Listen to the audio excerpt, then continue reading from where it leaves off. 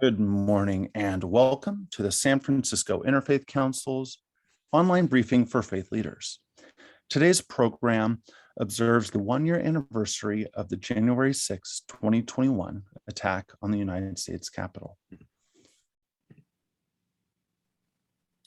The San Francisco Interfaith Council online briefings are supported by a grant from MetaFund. Thank you. The important and ongoing work of the San Francisco Interfaith Council would not be possible without generous funding from congregations, corporations, faith-based social service agencies, foundations, judicatories, and supporters like you. Help us spread the word. Visit sfinterfaithcouncil.org to learn about SFIC programming and how to become a supporter. Follow SFIC on Facebook and Twitter, and subscribe to SFIC's YouTube channel to watch all of our virtual events. A bit of housekeeping. Today's program is being recorded. For audio and video, all participants are muted and without video to minimize distraction. To submit a question or comment, select the chat button at the bottom of your screen and send a message to Q&A. Questions will be forwarded to the presenter for their review following the program. To activate closed captions, select the live transcript button at the bottom of your screen and click Enable Live Transcription. The December 30th, 2021 health order suspends the indoor universal masking exemption for stable cohorts of 100% fully vaccinated people in select settings, including workspaces, gyms, and religious gatherings until January 31st, 2022. This update to the order brings SF in alignment with the state and means the requirements apply to everyone, regardless of their vaccination status. Anyone 12 and older will need to show proof of vaccination to go indoors in some places in San Francisco, like bars, restaurants, gyms, clubs, large indoor events, and any business or event serving food or drinks indoors. To find your vaccination record, go to myvaccinerecord.cdph.ca.gov. The vaccines are safe and effective, and now the San Francisco Department of Public Health is opening up COVID-19 boosters to all adults 18 years and older. Due to the latest surge of COVID, workers in healthcare settings and high-risk settings are required to receive their COVID vaccine booster. Go to sf.gov to find a vaccine site or vaccine event in your neighborhood. Now is the time to come together, San Francisco. Together, we can stop Asian discrimination, bias, hate, and violence. The COVID-19 virus has no race or nationality. It is simply a disease. To report a hate crime, call the SFPD at 415-553-1133.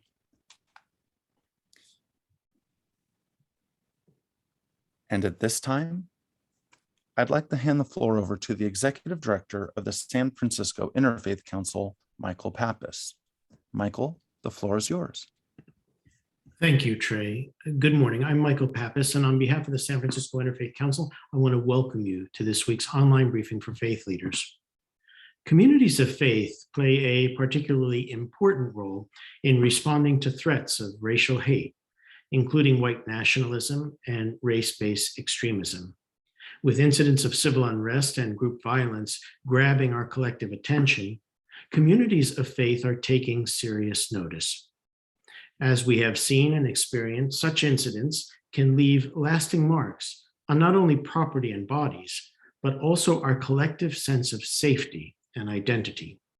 This week's online briefing for faith leaders, hosted by the San Francisco Interfaith Council, welcomes as our featured presenter, United States Department of Justice Community Relations Service Special Assistant for AANHPI Issues with the San Francisco Field Office, Justin Locke.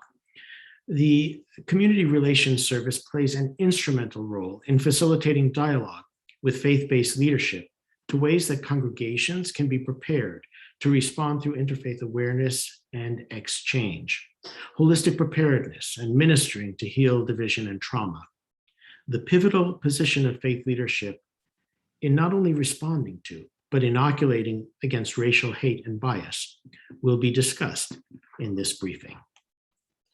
And as we do at the beginning of each one of our briefings and gatherings of interfaith programming, allow me to read the Interfaith Statement. This is an interfaith community. Whatever our individual belief, it can be freely expressed here with no apologies. If we are invited to offer prayer in this setting, it should be offered according to the tradition with which we identify. If we are invited to speak on a subject from the perspective of our tradition, we are free to do so without fear of offending those who come together from another tradition. We come together as people of faith to learn from each other, that we might better understand the multiplicity of faith traditions in our city and in our world.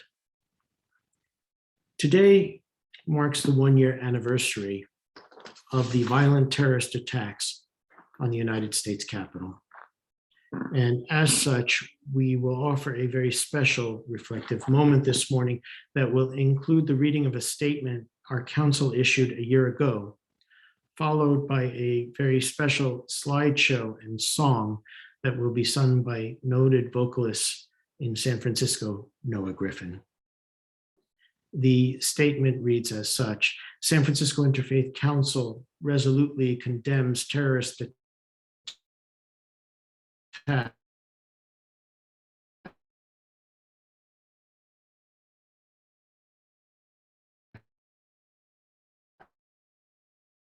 certification or college votes profoundly traumatized our nation. These acts of a politically motivated mob not only desecrated our country's most sacred secular edifice, but terrorized members of the United States Senate, House of Representatives, and their staffs, vandalized public property, injured and mortally wounded human life.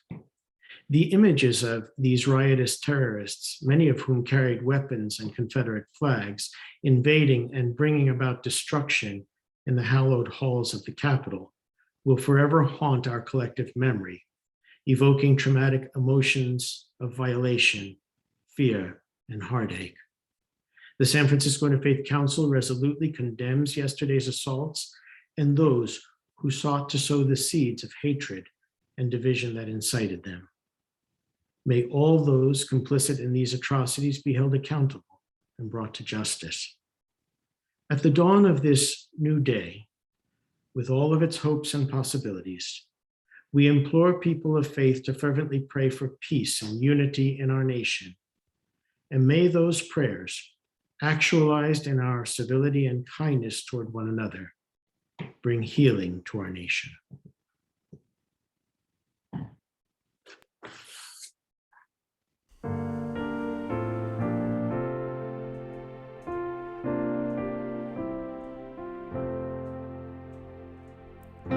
This is my song, O God of all the nations, a song of peace for lands afar and mine. This is my home, the country where my heart is. Here are my hopes, my dreams, my holy shrine. But other hearts in other lands are beating with hopes and dreams as true and high as mine. My country's skies are bluer than the ocean, and sunlight beams on clover leaf and pine. But other lands have sunlight too and clover, and skies are everywhere as blue as mine. Oh, hear my song, O God of all the nations, a song of peace for their land and for mine.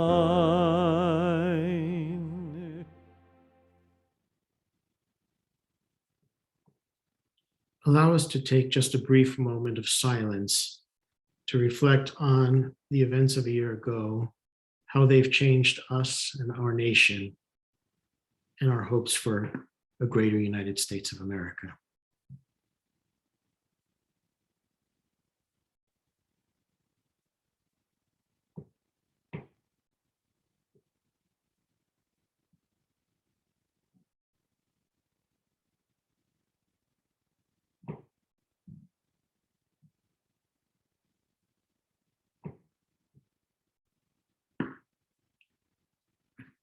A year ago, just after the attacks on the Capitol, I received a call from our district attorney, Chesa Boudin, acknowledging the role communities of faith and faith leaders could bring in helping to bridge divides and heal division in our country.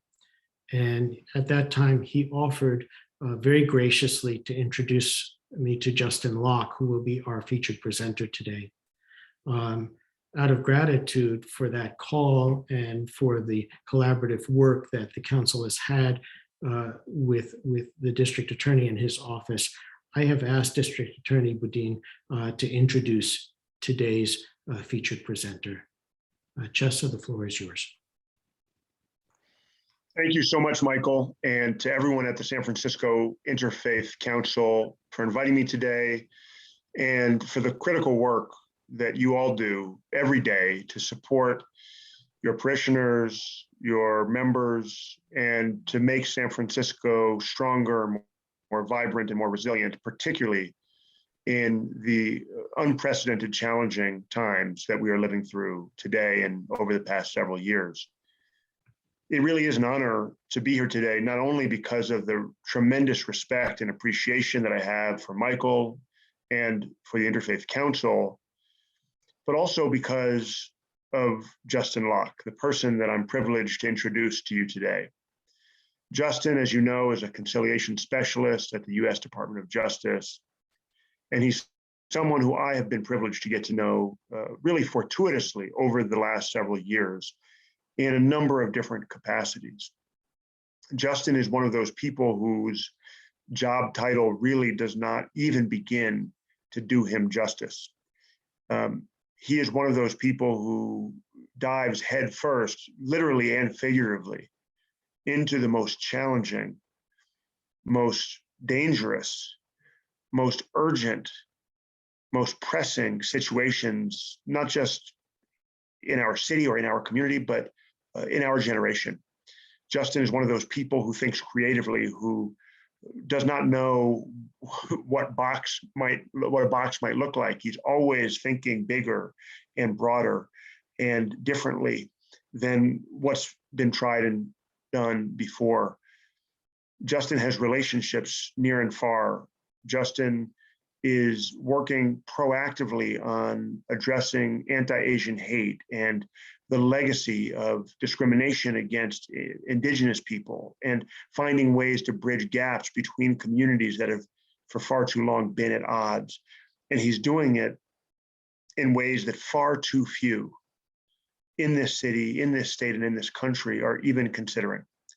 I have been personally, and my office have been beneficiaries on more occasions than I can remember of his generosity, of his creativity, of his vast networks and experience. And I hope that I will continue, and San Francisco will continue to benefit from his integrity, his commitment to justice and to healing and to diversity, and to building the kind of safe communities that all of us want to live in, and that I hope to be able to raise my now 4-month-old son in. So I am really honored today to be able to introduce Justin to all of you. Now, Justin is going to be talking to you on this anniversary of the attempted coup on our Capitol about how we can heal from the division and the hate that has taken over our nation. The events of last year were not a cause, but rather a symptom of a greater political divide that we have seen across our nation and even here in San Francisco. Over the past year, we've seen public health issues like masks and vaccines take on tremendous political weight. We've seen the AAPI community members targeted because of their race or perceived country of origin. We've seen misinformation and disinformation flourish on social media and even on traditional media. This one-year anniversary then is really marking one of the biggest threats to our democracy, and it must serve as a reminder of the danger of allowing hate and misinformation to run rampant. It is a reminder that we must find ways to speak truth and work together to solve problems. In San Francisco, we have very real problems that demand collaboration and truth-telling to solve. Poverty, inequality, racism, homelessness, and a visible public health crisis on our streets, just to name a few. Too often we've seen hate, fear, and anger dominate, leading us further away from solutions. January 6th exemplified the extreme threats this divisiveness can cause. And it reminds us of our need to find ways to combat hate, to speak truth, and to promote justice for all. So as we start a new year, we will hear from Justin about how we can heal from the terrible divisive events of January 6th, 2021, and move forward as a nation, as a city, as a community, and as individuals. I always learn from Justin. I'm eager to hear from him. And so without further ado, I'm honored to present Justin Locke. Thank you. Thank you so much, Chesa, and Michael as well, for such a gracious introduction. I would also like to thank you all from the bottom of my heart in this new year, as we enter a new year as a city and as a community and as a country, for your courageous leadership of your respective organizations, the District Attorney's Office and San Francisco Interfaith Council, in leading your work forward as visionaries in approaching some of these long-standing problems that you mentioned, Chesa, with new creativity, with new courage, and with a collaborative mindset. So I would like to reflect the thanks back to you all for that gracious introduction. I would also like to thank, I'm looking in the side of my Zoom screen here, the 39 participants here. I see many familiar names. I would like to also thank you all for taking some time out of your day to gather together to discuss these very pressing issues, to reflect on not only the problems, but also some potential solutions. And I also encourage you to continue the conversations that begin today within your respective networks, because these problems can only be solved collaboratively and creatively. With that, I do want to share some information regarding my agency, the work that I do. And with that, I'm going to start with, as I like to say, some obligatory PowerPoints of my agency, the U.S. Department of Justice Community Relations Service, and the work that we do. So I think that the PowerPoint is up on the screen now. And this presentation is titled CRS Services Before, During, and After a Critical Incident. Now, traditionally, the critical incidents in which CRS is involved with run the range of violent hate crimes, civil disruption, to large-scale protests over systemic issues. And as we convene today on this anniversary of an incident which had reverberations across the country, I think that this topic is all the more pressing and topical to the day as we talk about how we can respond to critical incidents. Let's see. This is a map of the country and CRS offices across the country. We have 10 regional offices as well as 4 field offices that serve the entire United States as well as the territories as well, Guam and Puerto Rico. And we're dedicated full-time to this type of work. Now, some of you who may not have had experience of working with this agency might ask, what is the CRS? The CRS was created under Title 10 of the Civil Rights Act of 1964. We can see here in this picture, President Johnson, along with Wilkins Jr. And Martin Luther King Jr., as well as other civil rights luminaries at the signing of this historic piece of legislation, which created an agency to serve as the federal government's peacemaker for community conflicts arising from differences of race, color, and national origin. Now, in 2009, President Barack Obama further expanded under the Obama administration the scope of the work that the DOJ CRS does to then include violent hate crimes and the prevention of violent hate crimes under the Matthew Shepard James Byrd Jr. Hate Crimes Prevention Act, in which our work was further extended to include community tensions arising out of gender identity, sexual orientation, religion, disability, race, as well as race, color, and national origin. And so that expansion really covered the entire spectrum of civil rights concerns. Now, unlike some of the other more familiar federal agencies, the CRS, as Michael stated and Chester stated, works in a way that is perhaps unlike the usual tool set within government. We tend to think of the Department of Justice or government responses in terms of litigation, prosecution, law enforcement, and oversight in that sense. Contrary to this, the DOJ CRS works in a way that's collaborative, that's non-compulsory, and that really works on a foundation of good faith. So within that, there are four pillars to the work that we do. First, our services are impartial. In that sense, we serve as a neutral third party when delivering our services, avoiding at all costs a perception of partiality to any of the parties involved in a conflict. We don't advocate on behalf of any parties, represent them in court, find fact, make determinations of guilt or wrongdoing. Second of all, our services are voluntary. In that sense, we do not force parties to engage in any processes or services.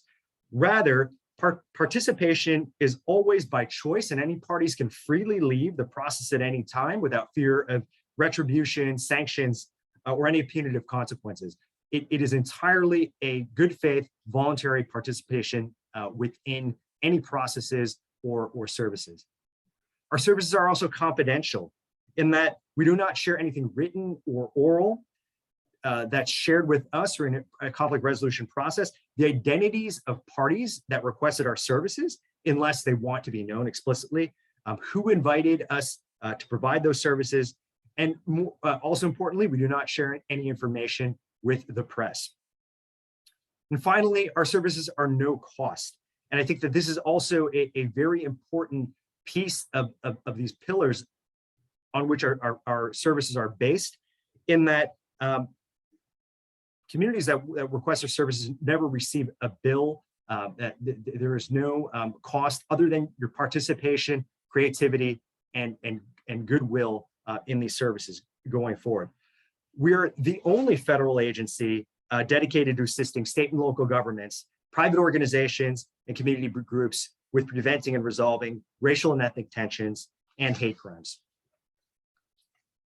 Now, I wanted to delve a little bit into the services that we do provide, and they fit into four general categories, those being facilitation, mediation, consultation, what we used to call technical assistance, and training.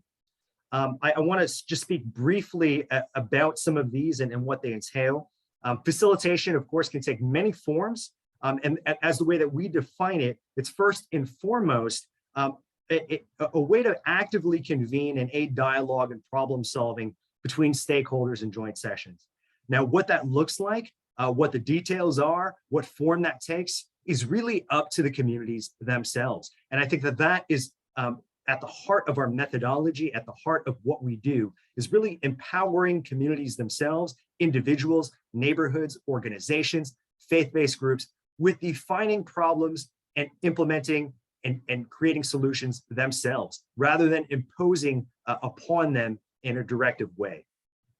Now, also within that, mediation is a service that we offer, which of course is a more structured tabletop process to reach an agreement that can take the form of a memorandum of understanding, a written action plan, or any other written instrument or codified instrument that sets out the terms of the agreement. The CRS also provides consultation, of course, which can involve technical assistance, evidence-based practices and resources to aid in conflict resolution and capacity building.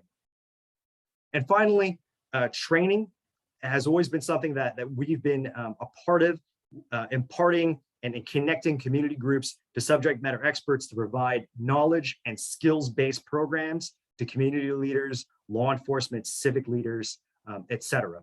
I think that also what distinguishes our work in all of these areas, as I mentioned before, is that the subject matter expertise resides with the grassroots communities themselves, in that the knowledge base, the subject matter expertise really is harvested from, cultivated from the local communities themselves, rather than having somebody from the outside come in and impose a solution that may not be a good fit for a particular community. We work with a wide spectrum of groups, including educators, the LGBTQ community, tribal community, faith-based community, law enforcement, education, running the range from elementary to universities, and any other concerned citizens that comprise our country. Here's a snapshot of the last fiscal year and some of the services that we did offer. You can see here over 424 consultation sessions, 4 mediation sessions, 11 training sessions, and 145 dialogues. That's just a snapshot of the past year. I think that our numbers have been higher in previous years where travel was more permitted given the circumstances with the pandemic. I want to touch a little bit more in detail about how CRS serves these communities. We generally think of our work in 3 broad categories of sort of case types. Administration of justice, and that portfolio traditionally has revolved around police community relations, excessive use of force, allegations of profiling, critical incidents such as police shootings, allegations of bias, and incidents of hate crimes. That has historically, since 1964, been a overwhelming part of the portfolio of the work we do. It continues to be a part of a huge part of the work that we do, ranging from work in Kenosha, Wisconsin, Minneapolis, some of these other high-profile incidents which have grabbed headlines recently. Education has also historically and continues to be a big part of the work that we do, addressing intergroup tensions within schools, allegations of disparate treatment, bullying, and intergroup tensions, be they racial or any of the other jurisdictional categories in which we serve. And then finally, general community relations. This really is a catch-all that reflects some of the large societal changes and tensions that emerge. We mentioned earlier the uptick in AAPI hate nationally, demographic shifts, language-based conflicts, and any of the other categories of conflict and tension that have divided our country and that continue to divide our country. I want to talk briefly about some of the other specifics to the work that we do in these areas. And I know that this audience, being the faith community, being faith leaders, have a particular interest in some of the areas that impact their congregations. I will mention later on in this presentation some of the work that we do, particular to houses of worship, bias incidents and hate crimes forums, and some of the other work that we do in contingency planning, reducing risk during public events, event marshaling, et cetera, in which faith leaders can play an especially important role. So this is one of the programs that I wanted to talk about, or two of the programs that I wanted to talk about, the Hate Crimes Forum and Protecting Places of Worship Forum. I know I've spoken of this before previously with some of you in other settings, but I think that this bears repeating, particularly given the focus of today's session. The first is a Hate Crimes Forum, which we offer. It focuses on hate crimes and bias incidents in the general community. We also have a separate format for this that focus on hate crimes and bias incidents against places of worship. And so I wanted to distinguish these two briefly. I want to add a caveat that these forums may not be the right tool immediately following a critical incident. If community members are looking for space to process the reactions to the incident, but rather in these situations, this provides a container to begin discussion of how we can deal with some of these collective traumas within a community. The Hate Crimes Forum provides tools and information to help communities to better protect themselves by having a broad discussion on pertinent laws and legislation, and also government resources, local, state, and federal. The outcome of the forum is intended to create a working group and network with subject matter experts, community members, and law enforcement to share ideas, best practices, and resources to respond to these incidents and hate crimes. Now, the Protecting Places of Worship Forum, and I know that we had a previous session with other folks focused on positive preparedness, and I mentioned this program there. This is a tool that provides information and specific recommendations to help communities better protect themselves by establishing basic security measures for faith-based members and their buildings, their physical infrastructure. It also includes things like active shooter training, connecting houses of worship to federal law enforcement like the FBI, ATF, and others.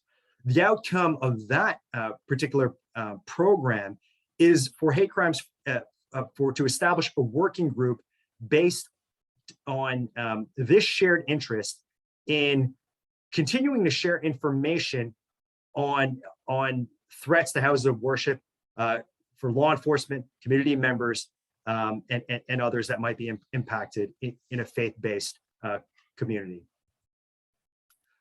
We do offer specific programs for the American Muslim and Sikh communities, in which these are more of a subject matter heavy or informational heavy type trainings, where the content is continually updated as recently as 2018, in which we have updated statistics from well-respected sources without an advocacy agenda to talk about what are the recent metrics on hate crimes impacting these two communities.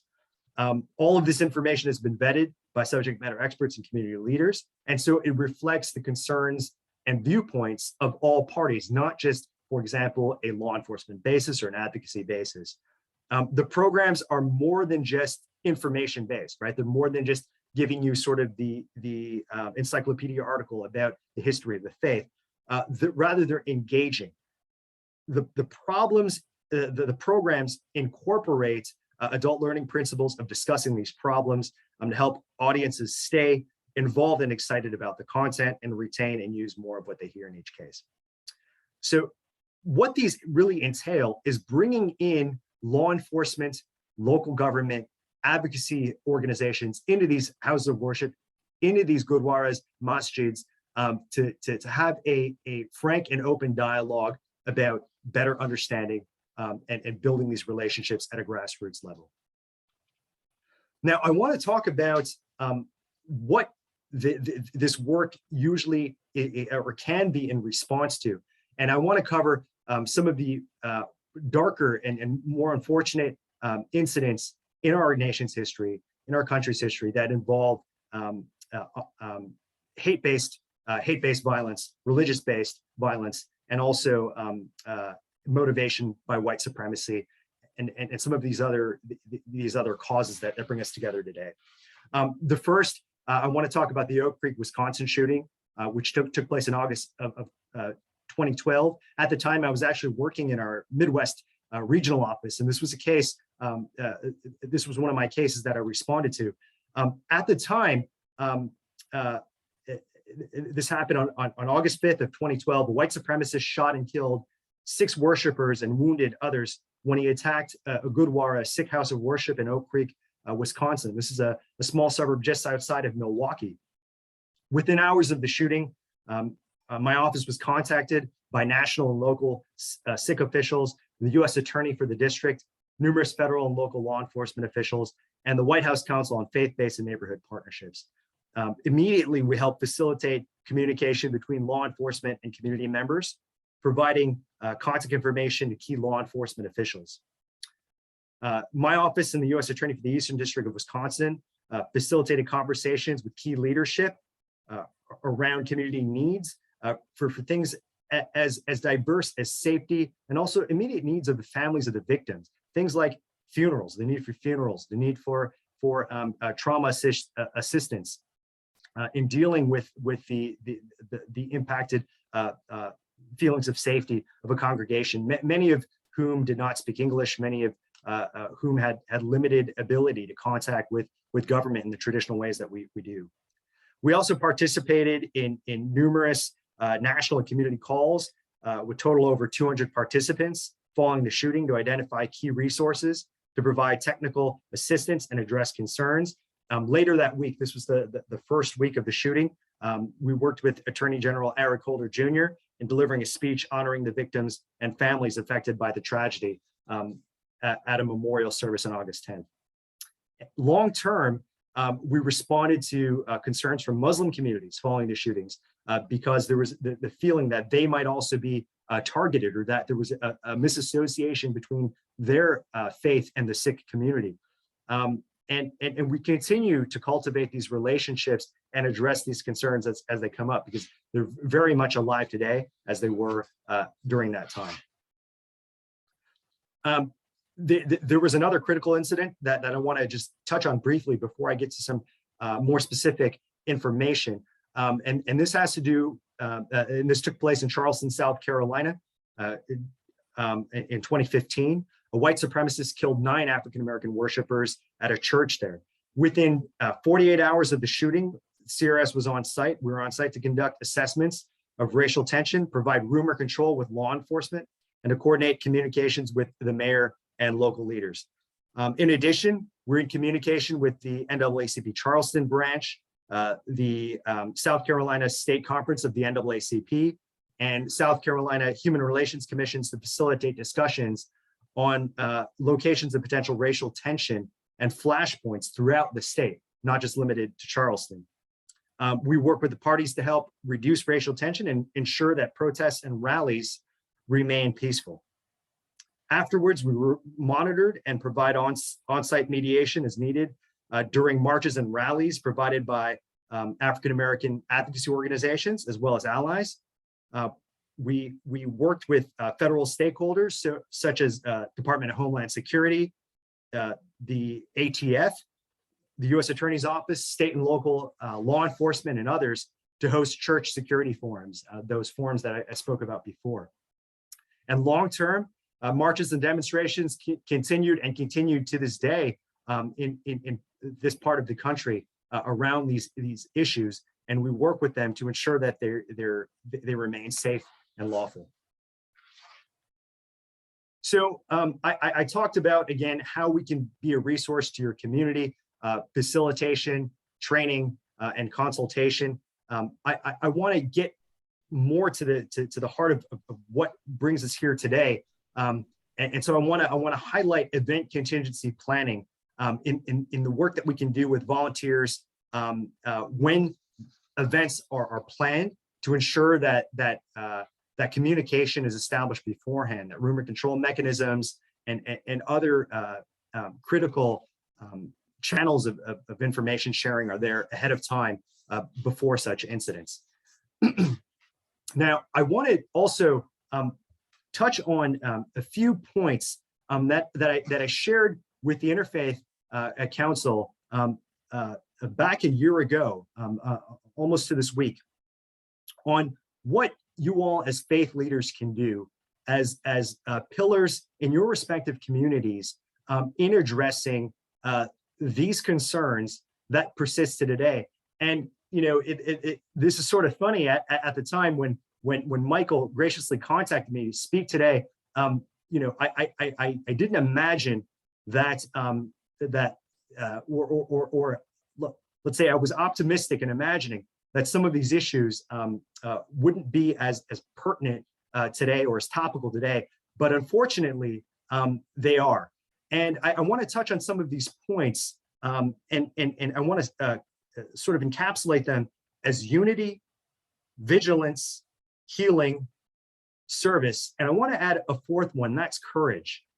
So on the first, I think as faith leaders, you're uniquely positioned to address issues of unity, right? Because you operate in a sphere in which the greater always is either looming in the background and also in the foreground.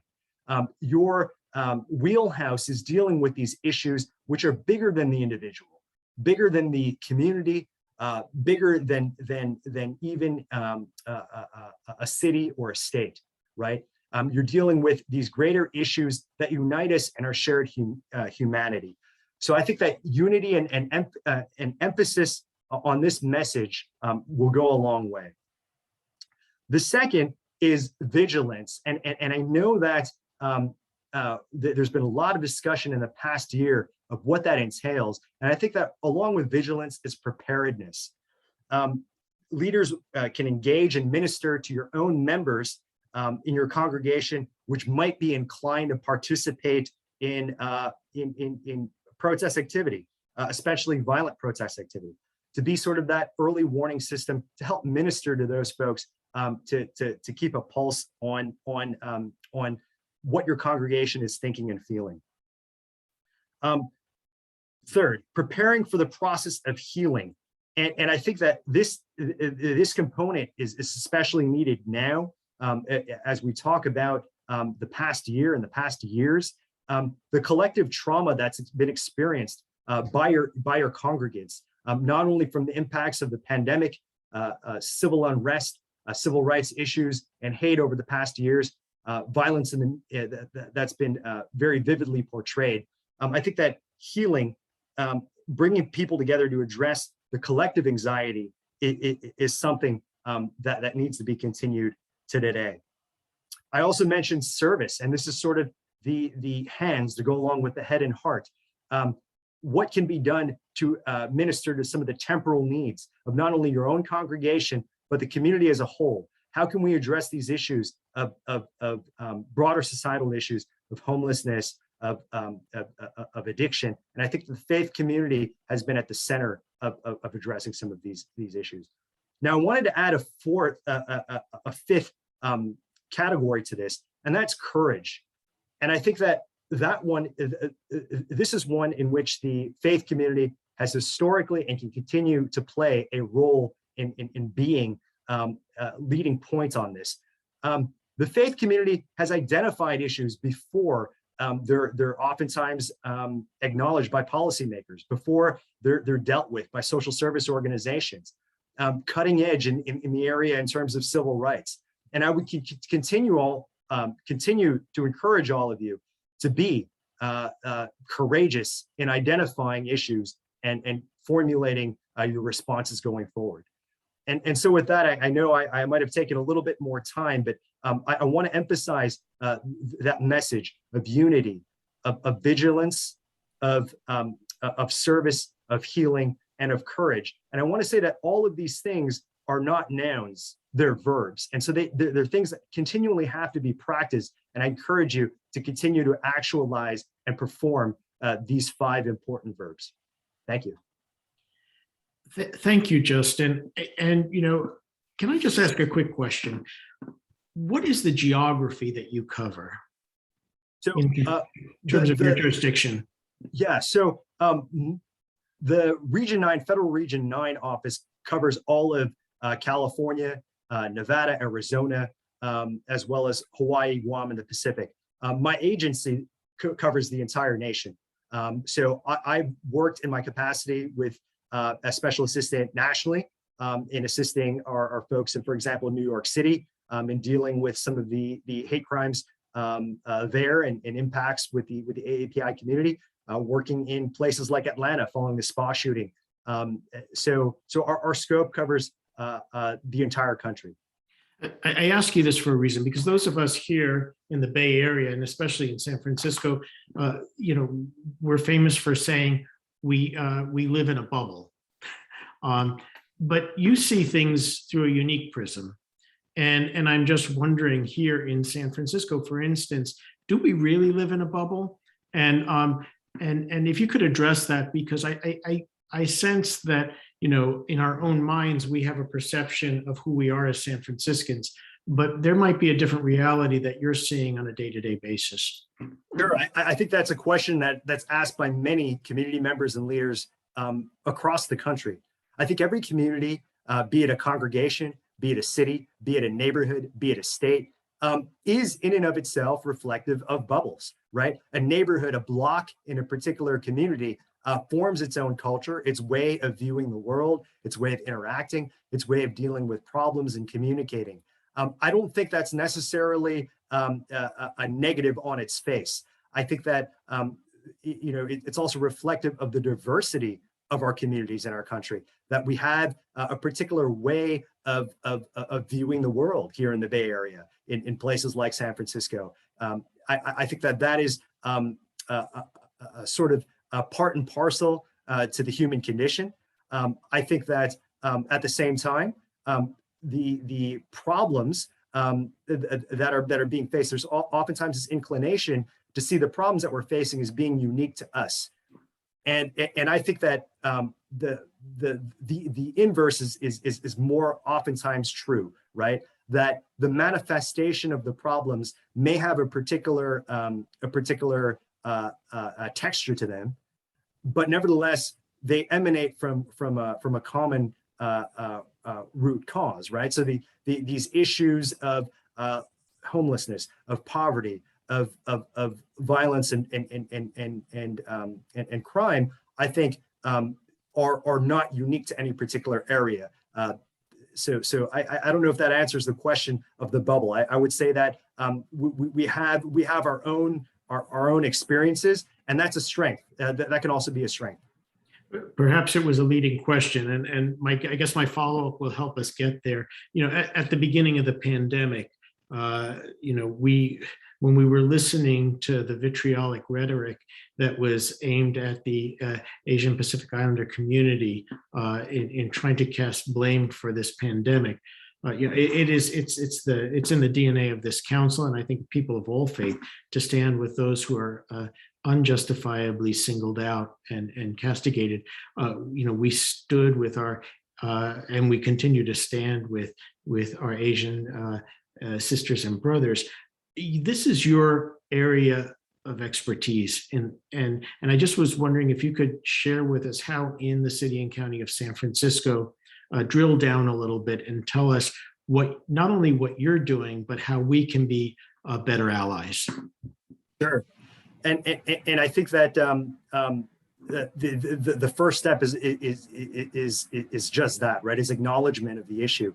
So this was something that we started tracking back right before the beginning of the earliest lockdowns, right? As the pandemic was gaining steam. And it began as sort of an anecdotal data point, right? Reports of verbal harassment and shunning, some of these lower level intensity incidents.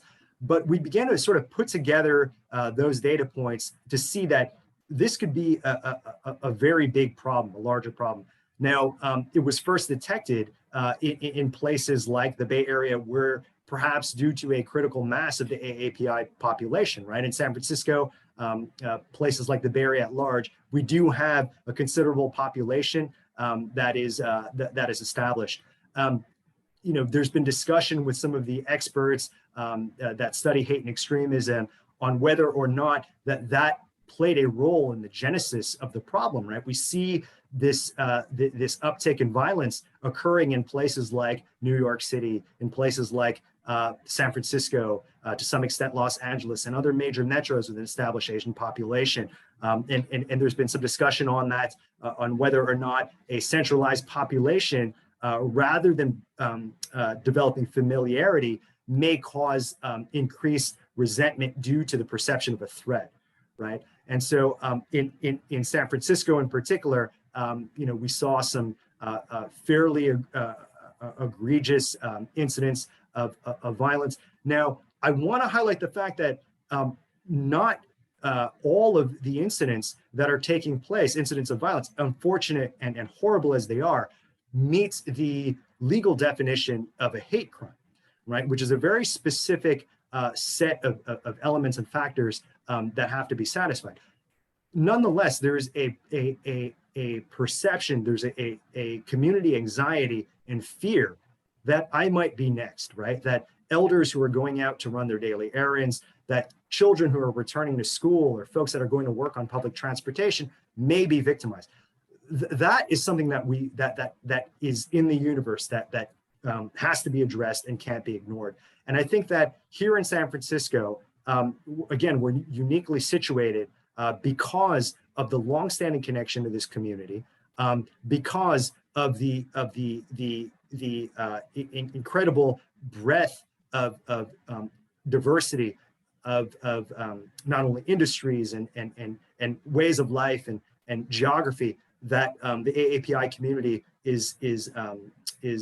finds themselves, that for developing really innovative solutions. And you see that coming out of the Bay Area, really this civil rights infrastructure that just came together, that became a movement, literally a national and global movement, really having its genesis here in San Francisco through the contribution of the grassroots community, as well as the faith community. I think the faith community played an integral role. I know that many of the early pioneers of putting this together in its most recent iteration have a background in ministry, and I think that says a lot of those points of the perspective of faith-based leaders to look at the broader and look at the bigger beyond any one individual.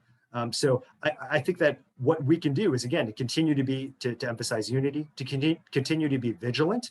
I think that reporting and listening to victims and ministering to victims' needs will continue to be something that the faith community can play an especially prominent role in doing.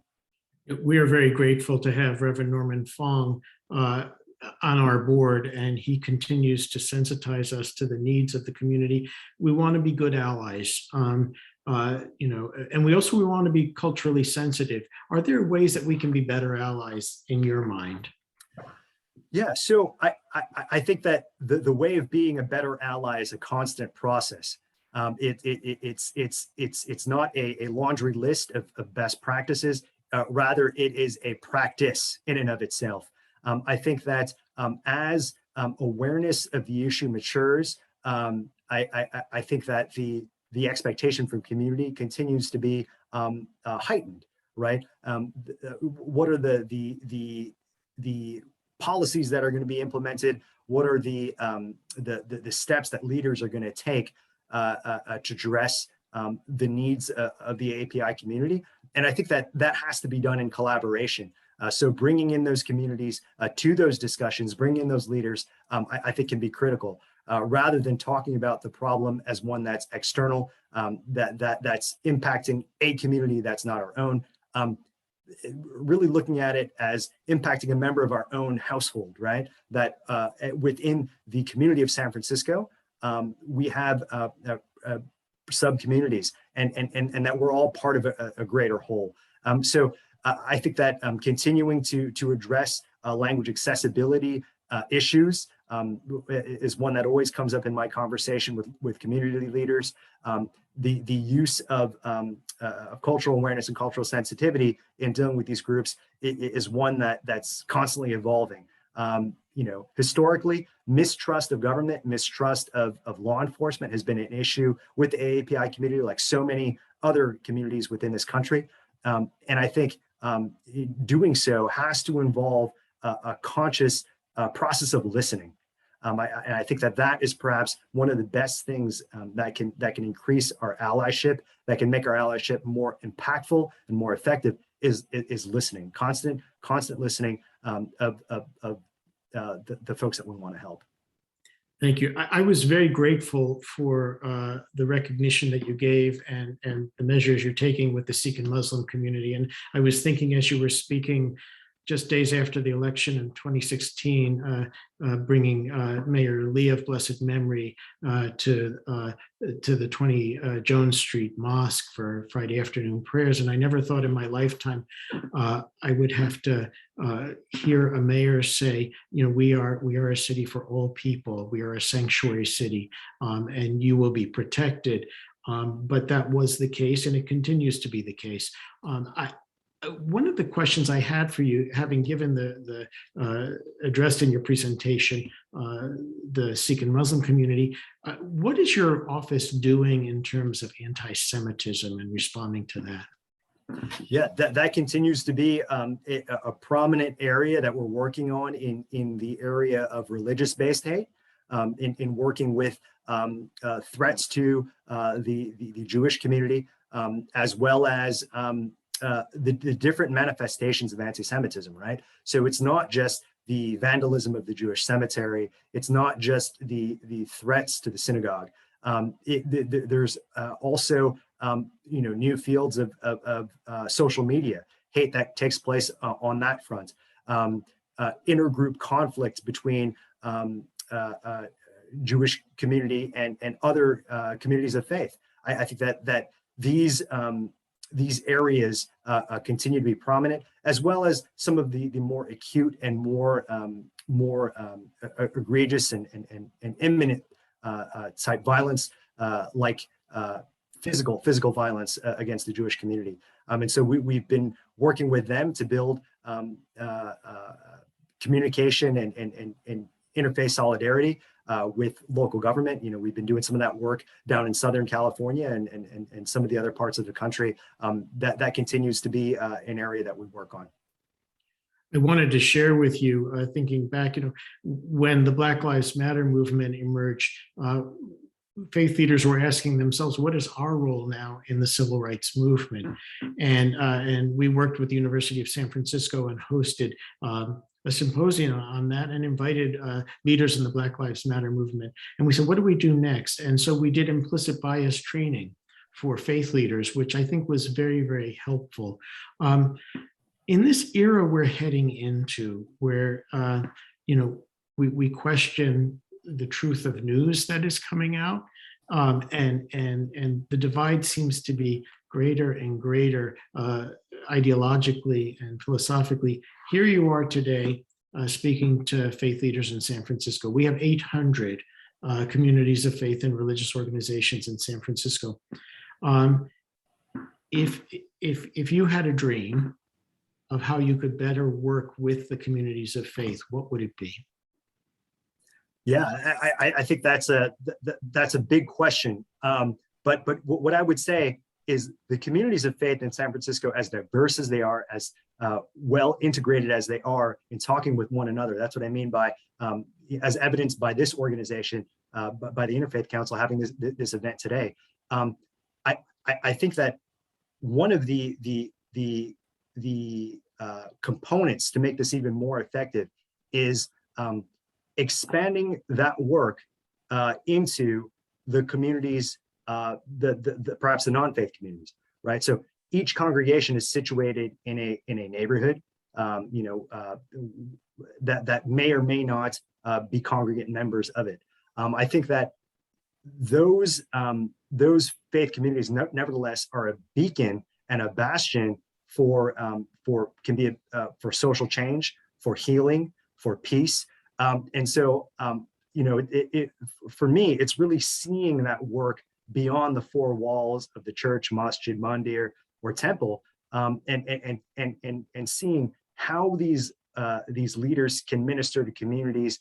For example, in instances of civil unrest and protest, how they can be a calming force, a force for peace, and developing some of those response mechanisms, some of those networks and infrastructures, I think would be amazing. In a city like San Francisco, in an area like the Bay Area, where protest is sort of in the DNA of the city, I think that the faith community can likewise, has in the past, of course, but can continue to play a role in ensuring that tradition of protest, which has that tradition of courage and being change agents, continues to be peaceful and productive.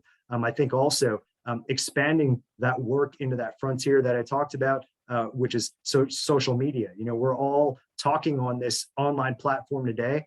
We couldn't have imagined the ubiquity of this way of communicating just a few years ago. With that, it's brought challenges to in how our society is connected, right? It's in some ways increased division or can contribute to division depending on how the technology is used. And so I think the faith community can also play an important role in ensuring that this frontier, this medium or this container is one that continues to be welcoming. It continues to be a voice for peace or place for peace and productive social change. I am grateful for those sentiments, because as we put together the slideshow in the opening reflective moment, what we tried to show was the antithesis of what happened at the US Capitol and protesting for justice and good causes. Justin, thank you so much for being with us. I sense that this is the beginning of a conversation, and we look forward to collaborating with you. One of the questions in the chat are, will you be able to send us the slide deck? And we will be sending this out by day's end to our 5,000 e-subscribers. We also want to, in addition to saying thank you to Justin, we want to say thank you to Cynthia Zambucas, the Administrative and Program Associate for the Interfaith Council, and Trey Russell Allen, our tech consultant, and invite everybody to join us on the 20th of January in 2022. That's the first time I've said 2022, where we will welcome Shereen McSpadden, the director of our city's Office of Homelessness, Department of Homelessness and Supportive Housing. And she's going to be presenting on a very special program initiated by her department called From Hotels to Housing. So that's on the 20th at the same time from 8:30 to 9:30. This concludes our program today. Again, Justin, thank you. And all of you, please have a blessed day. And today is a day of remembrance.